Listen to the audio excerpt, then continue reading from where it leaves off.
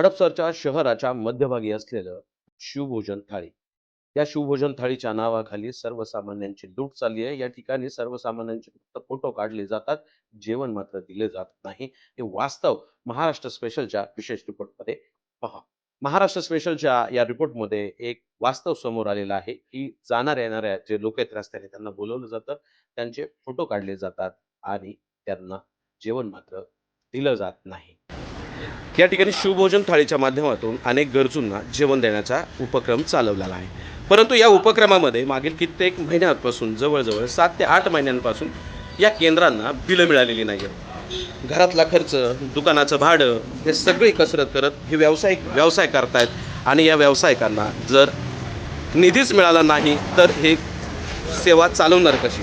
शासनाची चालवलेली ही सेवा ही फक्त जे चालक आहेत त्यांना जाचक ठरतीये आणि ही योजना अडचणीत येण्याची शक्यता वर्तवली जात आहे. त्यामुळे प्रशासनानं तातडीनं यावर पावलं उचलावीत आणि ही केंद्र सर्वांसाठी चालू ठेवावीत, कारण भुकेलेलं अन्न मिळालंच पाहिजे हे शासनाचं मुख्य धोरण आहे. तरी माझी विनंती आहे प्रशासनाला की प्रशासनाने यांच्याकडे लवकरात लवकर लक्ष देऊन यांची बिलं पास करावी. ज्यावेळेस आमचे रिपोर्टर घटनास्थळी गेले, त्याची पाहणी केली, त्याचा जाब विचारण्याचा प्रयत्न केला, तर संबंधित दुकानदाराने त्याचं नाव सांगण्यास किंवा बोलण्यास नकार दिला. ही वास्तवता समोर आल्यानंतर त्यांनी येगवरून थांबले नाहीत, तर त्यांनी जो आमचा प्रतिनिधी होता, जो शूटिंग काढत होता, त्याच्या हातातला मोबाईल हिसकावला, त्याच्या अंगावरती हमरीतुमरी धावून आले आणि अविच्छ भाषेत त्याच्याशी वाद घातला. कशासाठी काढला? जेवण करायचे. तू जेवलाय का? तू ह्याच्यापूर्वी पण दोनदा येऊन फोटो काढून बघितले, मी समोरून बघितलेले क्षेत्रीय कार्यात आल्यानंतर. ह्याच्यापूर्वी तुझा फोटो काढला होता का नव्हता? काय साठी काढला होता? तुमचं नाव काय? तुमचं नाव काय? तुमचं नाव काय? तुमचं नाव काय?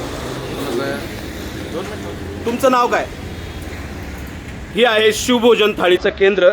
या ठिकाणी गरिबांसाठी सरकारने कोट्यावधीचा खर्च मोबाईल काढायचा आहे.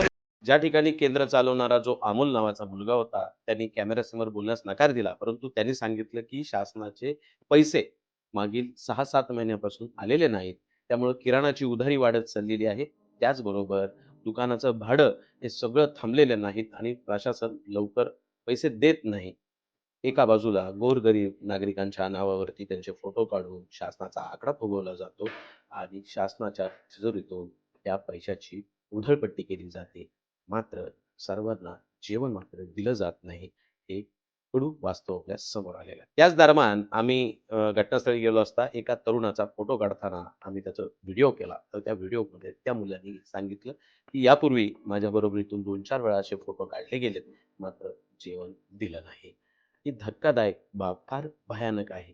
दादा, आतापर्यंत तुझा असा किती वेळा फोटो काढलाय त्याने? 3 ते 4 वेळा काढलाय. मग तू ज्यावेळेस फोटो काढला त्यानंतर तू जेवायला तिथे गेलता का? जेवला का तिथं? नाही जेवले. ते फक्त बोलवायचे आणि फोटो काढायचे. असे किती म्हणायचे ये म्हणून फोटो काढायचे. असे किती लोकांचे ते फोटो काढतात तुला काय अंदाज? मी बघतो तेवढं तर असतात अर्धे निम्मे तर असतात त्यांचे फोटो काढले. असे अनेक लोकांना बोलवलं जातं, त्यांचे फोटो काढले जातात आणि तो शासनाच्या दरबारी ते लोक जेवलेत असा फुगवट्याचा आकडा दाखवला जातो आणि शासनाच्या तिजोरीतून पैसे काढले जातात. बाबत महाराष्ट्र स्पेशलची टीम याची अपडेट घेत राहील, अधिकाऱ्यांशी बोलत राहील, परंतु गोरगरिबांसाठी जी योजना चालू केली ती योजनेपासून गोरगरीबच जर वंचित राहत असतील तर हे भयानक वास्तव आहे.